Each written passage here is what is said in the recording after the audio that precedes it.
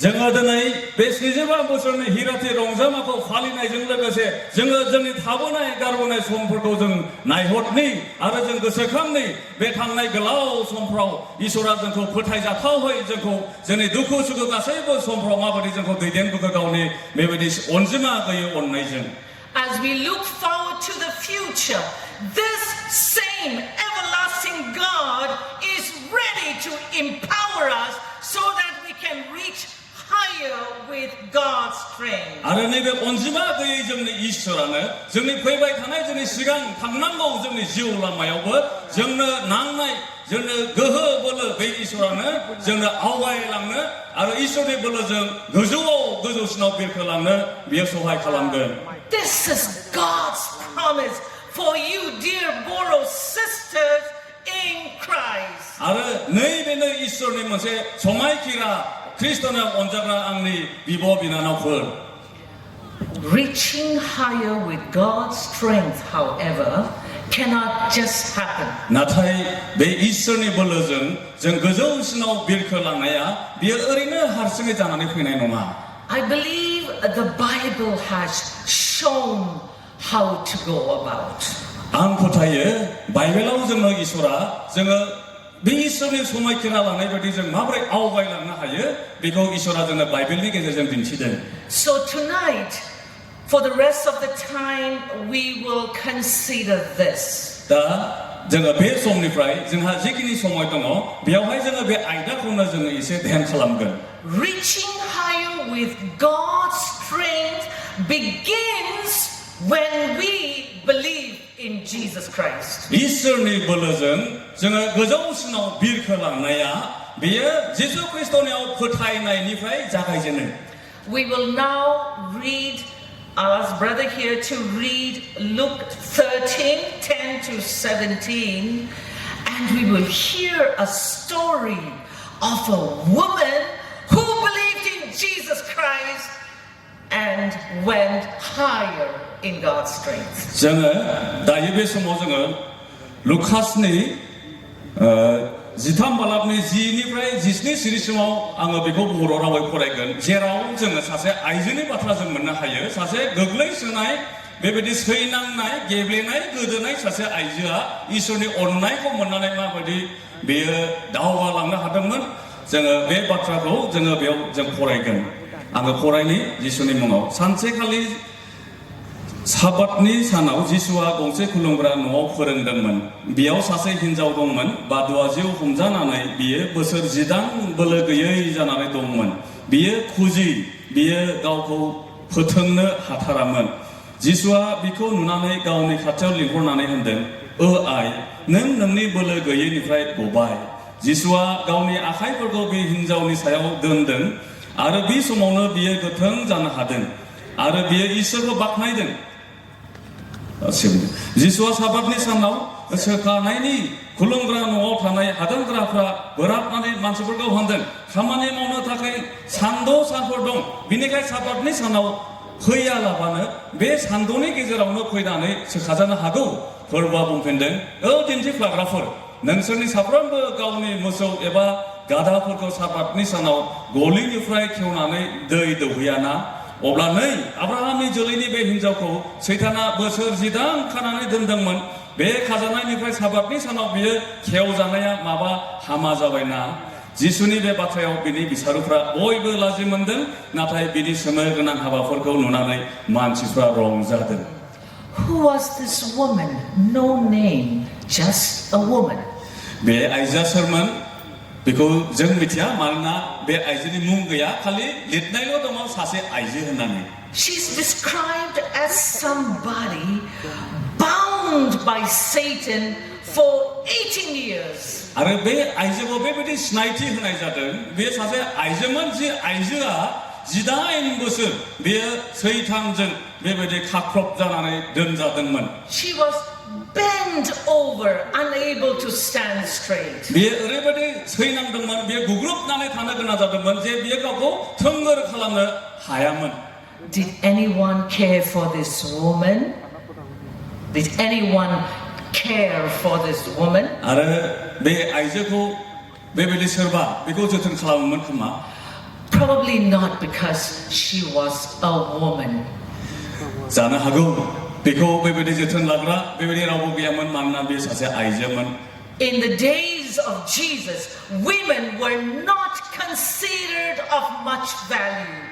जिसु ख्रिस्टनि समाव आइजोफोरखौ बांद्राय बेबायदि बेसेन होनाय जायामोन They were oppressed by religious and social restrictions. धोरोमारि आरो समाजारि बिथिङाव बिसोरखौ गोबां बिथिङाव बेबायदि रायखानाय खाबथानाय दंसोयोमोन Did you know a common prayer recited daily by Jewish men those days went like this? Lord, I thank you that I am not a woman.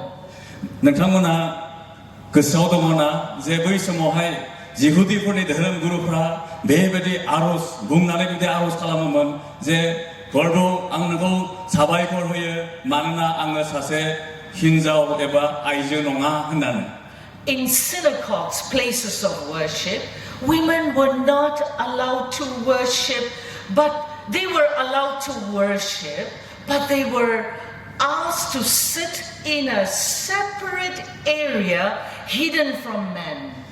बै समाव जिसु ख्रिस्टनि समाव आइजोफोरखौ बेबायदि इसोरखौ खुलुमनाय सिबिनाय समाव बेबायदि जों जेरै दायो खुलुमो लोगोसेयै बेबायदि खुलुमनाय सिबिनायाव बाहागो लाहोनाय जायामोन आइजोफोरखौ बेबायदि खुलुमनाय सिबिनायनि खाबु होयोमोन जे बिसोरखौहाय जि जायगायाव बिसोरखौ दोननानै इसोर खुलुमहोब्ला हौवा मानसिफोरा नुनाय नङा बेबायदि होखोमानानैसो बेबायदि दोनखोमानानै बिसोरो इसोरखौ खुलुमनो सिबिनो खाबु होजानाय जादोंमोन So where was this bent woman standing on that particular Sabbath?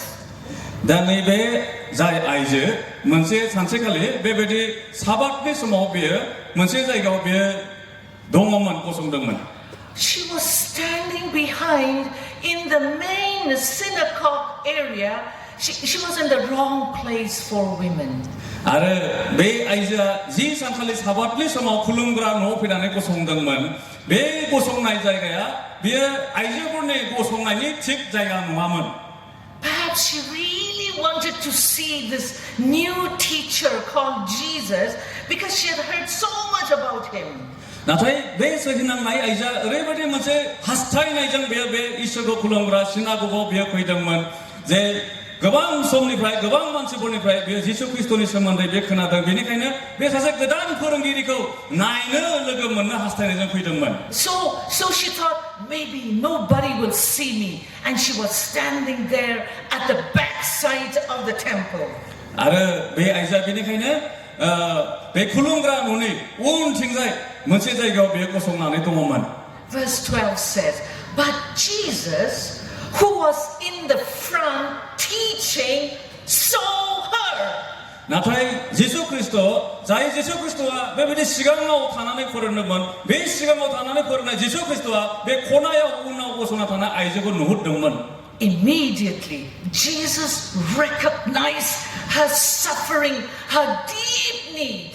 आरो बे जिसु ख्रिस्टआ जेब्ला बे आइजोखौ नुदों बेयो सिनाय मोनदों बे आइजोआ बेसेबां सैनांनानै दंमोन आरो बे आइजोआ बेसेबां बेबायदि हेफाजाबनि गोनांथि जादोंमोन बेखौ जिसु ख्रिस्टआ मोनदांदोंमोन मिथिदोंमन You read the passage carefully and you notice that Jesus stopped his teaching to attend to the need of this bent woman. जोङो नैबे बाइबेलनि खोन्दोआव जों मोजाङै फरायनानै मोजाङै ध्यान खालामब्ला जों नुनो मोनो जे जिसु ख्रिस्टआ सिगाङाव थानानै फोरोंबाय थानायखौनो बे दोनथ'नानै बे आइजोनिथिं बियो नायहरदों आरो बे आइजोनि गोनांथिनि थाखाय बियो बेबायदि सानदों आरो मावदों He called her forward.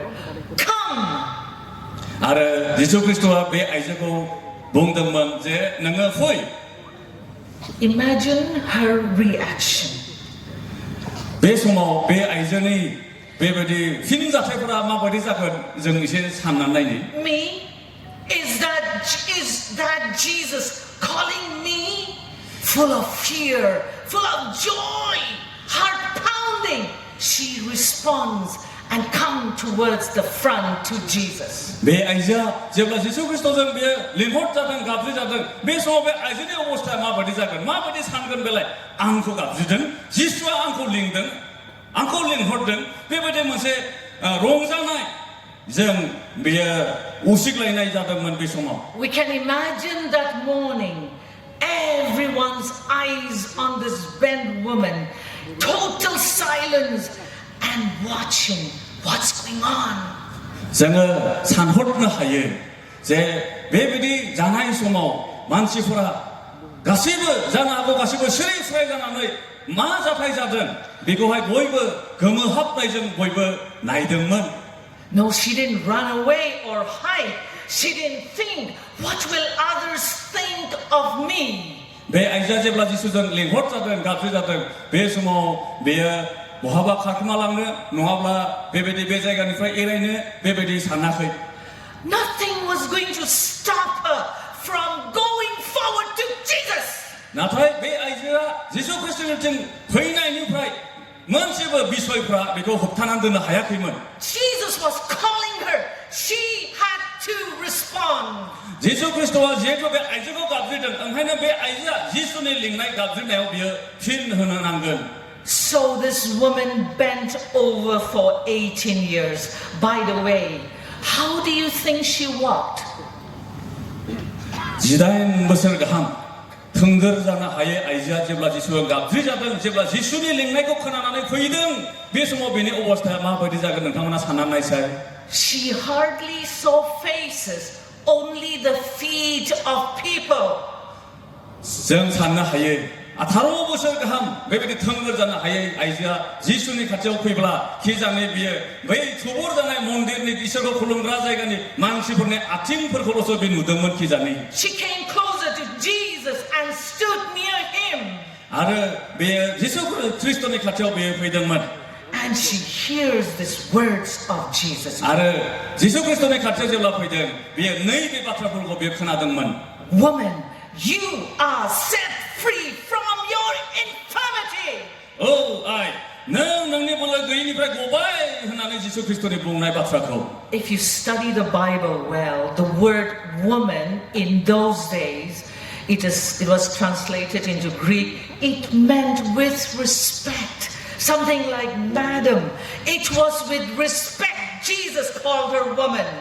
बै समाव जेब्ला woman होननानै आइजो होनना बुंनाय जायो बेयो मोनसे सन्मान होनानै गाबज्रिनाय मुंख'नाय बेयो मोनसे सोदोब जायोमोन. गुबै सोदोबनि सोदोबथिखौ नायनो थांब्ला आरो नैबे सोदोबखौनो जिसुआ बाहायनानै बे आइजोखौहाय गाबज्रिदोंमोन लेंहरदोंमोन. You know that Jesus did something unusual. He touched her. आरो मोनसे सरासनस्रा नङै खामानि जिसुआ मावबोदों. बे आइजोखौ जिसुआ गावनि आखाइजों बियो दांदों. He touched this crippled, helpless woman out of deep compassion for her. आरो बेबायदि गोबाव बोसोर सैनांनाय खुज्रि जानानै थानाय थोंगोर जानो हायै बे आइजोखौ गावनि गोरबोनि अनखांनायजों अननानै बेखौ दांदोंमोन. Bible scholars there tell this action of Jesus was unusual. आरो बाइबेल बिजिरग्रा पण्डित बिथांमोना बुङो जे बे सानाव बे आइजोनि थाखाय जिसु ख्रिस्टनि मावनाया बेयो सरासनस्रा नङामोन जाबाय थाग्रा जाथाय नङामोन. The laying of hands meant conferring of blessing. Jesus was blessing her. सोरबा सासे मानसिखौ बेबायदि दांनाय माने आरो बै समाव जिसु ख्रिस्ट बे आइजोखौ दांनाया बे आइजोखौ बेबायदि गोजोनग्लायनाय आरो बोर होनायनि मोनसे सिन दिन्थिनाय जादोंमोन. However, a man did not touch a woman in public. That was taboo. नाथाय बै समाव जिहुदिफोरनि समाजाव बिसोरनि धोरोम खान्थियाव बेबायदि आइजोफोरखौ सासे हौवा मानसि दांनाया बेयो बिसोरनि खान्थि नङामोन.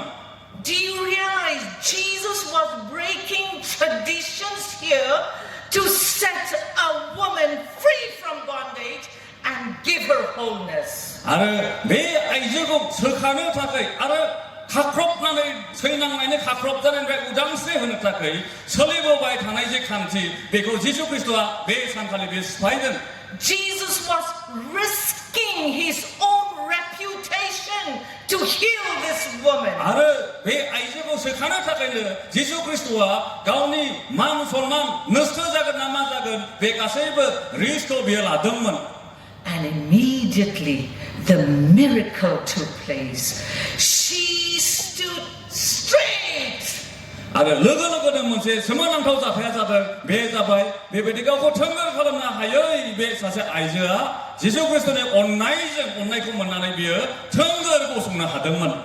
One touch of Jesus was enough for this bent woman to stand straight. 아르베 공정남의 구슬에 가는 타바이 서인낭나이바 아이즈리 작의 지수 그리스도의 콘실로 당내야는 더 자세 잡은만. Beloved brothers and sisters, when Jesus touches us, 그리스도의 온전과 비다 홍과 이거나 볼 제바 지수 그리스도와 정코 당의 He touches our hearts, our body, our mind, and our spirit. We are set free. 매 이소라 정코 정님 지우 모든 아베 가사이 그분 비에 당의 알아주고 가사이 베베디 카자나이 폴니프라이 원디니프라이 교정의 우당스해요. No matter how big our problems, nothing can hold us down. 자이키자야를 겁니 쟁나프라 정고 홍탄한 락시나 하야 바 아르 베이서라 정니 가사이 베베디 암자 베베디 서인낭나이 쟁나게 들고 버선가에 민자게 먼식을 그브랍다이 아르 기디다이 그야. And how did this woman respond? 아르 배 아이즈가 마바디 헤입신나이 흐름은 So far, she has not uttered a single word from her mouth, just silently obeying the command of Jesus. 배 가서의 자타이프라 제블라자드면 지수와 제블라 비콜링 곧드면 다심 할라게 배 아이즈가 홍시버 스드업 비어 가오니 구가니 프라이 비어 디우나케. Oh, but as she stood straight, she praised God. 제블라나 비어 지수니 온라인 석하자나 이거 뭔데 비어 정말 고속나나 비어 이스거 박나이는 혼데. The woman bent for 18 years, now opened her mouth and praised God. 자의 아이즈가 지다인 것을 가함 베베디 서인왕나의 베베디 당한동문 배 아이자다냐 이스니 온라인 정 석하자나 이거 뭔나네 비어 러가러가 비어 이스거 박나이는 혼데. The impossible has taken place. Jesus has healed her. 지수 그리스도 앞에 아이즈가 석하바에 Fearlessly and without any shame, she praised God. How? 아르 제브 기나야 아르 제브 손디오라야라바 배 아이자 이스거 박나이는 혼마스이. But did everyone rejoice with her? But did everyone rejoice with her? 나타에 너희 굴름그라 노 조퉁나이 만치 포라라 배 아이즈를 lögöse 롱사든 만나. The leader of the synagogue was so angry and scolded her. 아르 너희 굴름그라 베베디 노니 시나고그니 자이 디덴기리 포르 비탕마나 배자 타이니 사요 아르 배 아이즈니 사요 이스라 라가 정정. There are 6 days for work. Why did you not come there and be healed on those days? 아르 마가세 마차버정 미스르 정찰이든 제 뭐의 구분 산포로 만뜨부야코이. Jesus interrupted and exposed his hypocrisy. 아르 지수 그리스도 미스르 베베디 마차분나니 계절로 지수 그리스도 미스르 필하든 아르 미스르 딘티 플라그라 베 아쿠타이코 라나네 미스르 마차분들. He said, don't you also take out your oxen and donkeys for a drink of water on Sabbath day? 사바트니 사나우 능선 말라에 능선이 베베디 모소 볼고 가다 볼고 베베디 너희도 오늘 답에 능선 디오나나. For 18 years, this woman has suffered. If there's mercy for donkeys on the Sabbath, wasn't she entitled to be healed on the Sabbath? 아타로 버서감 지다인 버서감 배 서인하나의 아이즈 왜 서인하나의 동문 능선아주도 왜 능선의 무사볼 거는 능선의 원칸업라 왜 아이즈하 저하자라는 문타의 그야나. And it's amazing how Jesus used a special word to address her. 아르 배 소모 지수 그리스도와 베베데 무슨 그냥 타로 바트라 왜 바하나의 붕등문. He called her daughter of Abraham. 지수와 붕등문 아브라함의 미사제. In those days, only women were considered sons of God. In those days, only men were considered sons of God. खालि हौवा मानसिफोरखौल'सो इसोरनि फिसाफोर होननानै बेबायदि गनायथिनाय जायोमोन. But here, Jesus was saying, women are also daughters of God. Hallelujah. 나थाय बे सानाव बे आइजोखौ जिसु ख्रीष्टआ बेबायदि मोनसे बाथ्रा बुंदों जे बेबायदि इसोरनि फिसाजो होननानै आरो बेजों जों मिथिनो हायो जे आइजोफ्राबो इसोरनि फिसाफोर. Jesus restored to her rightful place. आरो जिसुआ बै समाव बे आइजोखौ बिनि जे अधिकार मोनथाय दङ बे मोनथायखौ बिनो होदोंमोन. This bent over women is transformed. आरो बे सैनांनाय बे थोंगोर जानो रोङै आइजोनि जिबना गेदेर सोलायनाय फैदोंमोन. She is also not only healed but given a new identity as a daughter of God. बे आइजोआ बे सानखालि गावनि गोबाव बोसोर सैनांनायनिफ्राय खालि सोखाजादों सख'जादों बेल' नङा नाथाय मोनसे गोदान सिनायथिबो मोनदोंमोन. बे जाबाय बेयो इसोरनि फिसाजो. You know, she believed in Jesus Christ and she was now ready to reach higher.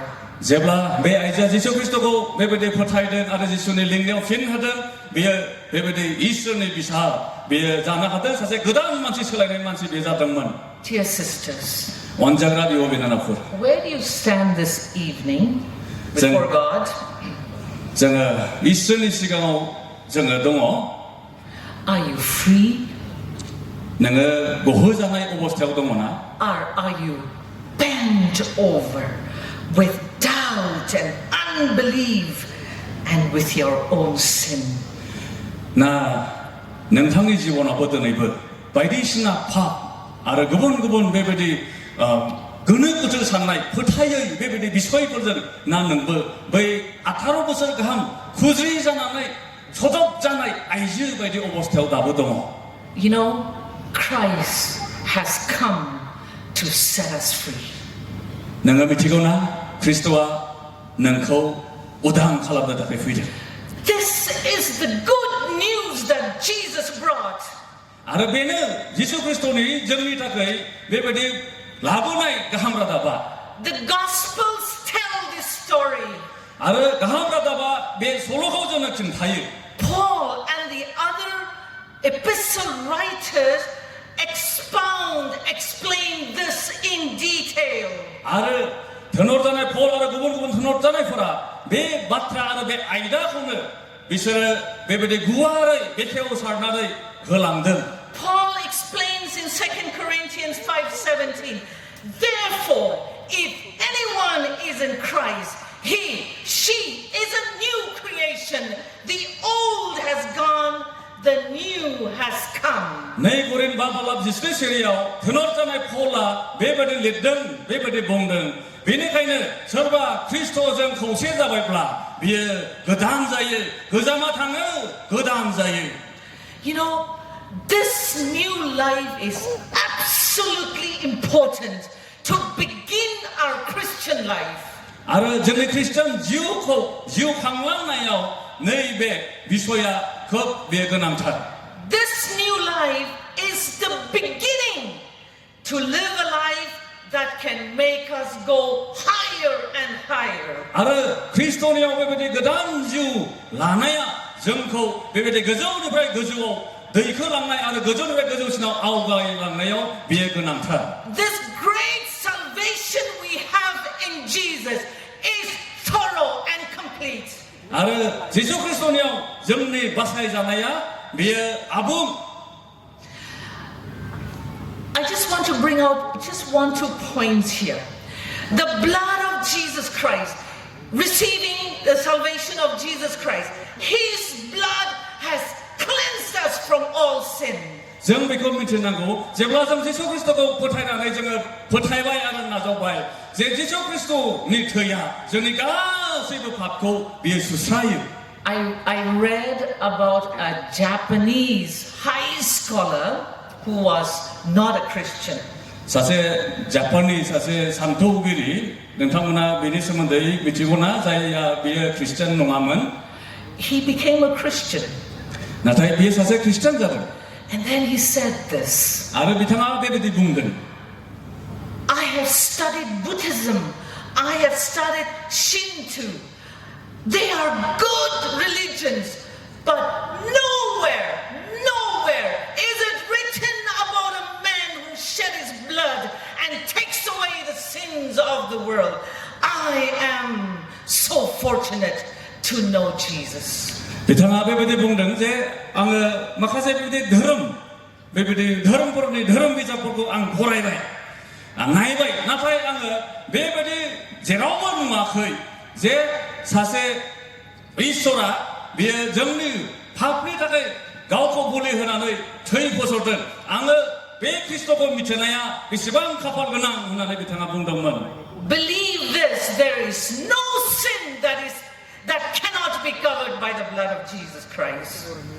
जोङो बेखौ मिथिनांगौ आरो जों फोथायनि जे बेबायदि पाप गैया जे बेबायदि पाप गैया जायखौ जिसु ख्रिस्टनि थैजों सुस्रांजानाय जाया The second thing in this salvation is this, that Jesus Christ justifies us. आरो नैथि खोथाया बे जे जिसु ख्रिस्टखौ फोथायनायनि गेजेरजों जोङो धोरोमिया सानजानाय जायो बिनि थैया जोंखौ धोरोमिया खालामो Romans 5:1 says we have made peace with God because of Jesus Christ's death. रोमारि बाबा सेरसिरियाव लिरनाय दङ जे जिसु ख्रिस्टनि थैनि गेजेरजों Romans 5:1 बा सिरियावहाय that we have made peace with God because of Jesus Christ. जिसु ख्रिस्टनि गेजेरजों इसोरजों जों बेंजायनो हाबाय जों बे बाथ्राखौ मोननो हायो You know, it's this. We don't look like we're sinners anymore because we're covered by the blood, by the righteousness of Jesus. आरो बिनि ओंथिया बेनो जे इसोरा जोंखौ जेब्ला नायो जों जिसु ख्रिस्टखौ फोथायना नाजावनाय मानसिफोरखौ जेब्ला नायो बे इसोरा जोंखौ आरो बेबायदि पापी होननानै बियो नुबावलिया मानोना जोङो जिसु ख्रिस्टनि थैजों जों सुस्रांजानाय जाबाय बिनि अननायखौ जों मोननाय जाबाय The third thing Christ has given is this. Because of him, we can have a new heart and a new life. आरो थामथि बाथ्राया बे जों जिसु ख्रिस्टनि गेजेरजों बे गोदान जिबनाव जोङो गोदान जिबन आरो गोदान गोसो जों मोननो हायो You know, that is why Paul in Ephesians 4:24 says, put on the new self, created to be like God in true righteousness and holiness. बेनिखायनो एफिसियास 4:24 पौला बुंदों जे बेनिखायनो Put on the new self. गोदान मानसिखौ नोंसोरो गानदो आरो नोंसोरनि गोजाम बेबायदि देहाखौ नोंसोरो बेबायदि बोखारदो We will talk about this tomorrow, but this is one of the most wonderful things to be a Christian. We don't remain the same. जोङो बे आयदाफोरखौ जों गाबोनहालागै जों एसे नायबावगोन नाथाय बे जोंनि थाखाय मोनसे गोनांथार आयदा जे जों जिसु ख्रिस्टखौ फोथायना नाजावनायनि गेजेरजों जों जेब्ला गोदान जायो जों एखे जाबाय थाया We begin to have a new heart, a new mind. जोङो गोदान गोसो जों मोननो हायो We are changed from glory to glory. आरो जोङो महिमानिफ्राय महिमायाव जोङो गुस्लायलांबाय थायो Finally, I'll just mention one more thing. आङो मोनसे आयदा मोनसे बिषय आं बुंबावनो हास्थायदों The salvation that Jesus Christ has given makes it possible for the Holy Spirit to dwell in us. आरो बे जिसु ख्रिस्टनि जोंनो होनाय बे बासाय जानाया परित्राणा बेयो इसोरनि गोथार जिउआ जोंनियाव फैनो आरो जोंजों थाफानोखौ बेयो हाथाव खालामो बेखौ जाहोयो Paul says the Holy Spirit is like a seal of ownership. पौला बुंदों जे बे गोथार जिउआ बेयो मोनसे सिल बायदि जि सिलानाखि बिगोमाखौहाय फोरमायनाय जायो That we belong to Jesus, not to the devil anymore. जोङो जिसु ख्रिस्टनि जाबाय आरो जोङो सैताननि नंबावलिया What is amazing is when Jesus was still alive, he said, it is better I go away. I will send you the Holy Spirit. He will dwell in you. जिसु ख्रिस्टआ गावखौ फोथायग्रा आरो गावनि चेलाफोरखौ बुंदोंमोन जे आङो नोंसोरनिफ्राय थांनाया बेयो मोजांसो मानोना जेब्ला आङो नोंसोरखौ नागारनानै थांगोन आङो सासे नोंसोरखौ सहाय खालामग्रा जिउ आं नोंसोरनो हरगोन brothers and sisters, the Holy Spirit lives in us. He helps us. He comforts us. He teaches us. Bida bongba bibuna na for. Onjaga for janga biko mchina mo be Iswrni ka thar juwa. Biya jang jang thapana me jako doiden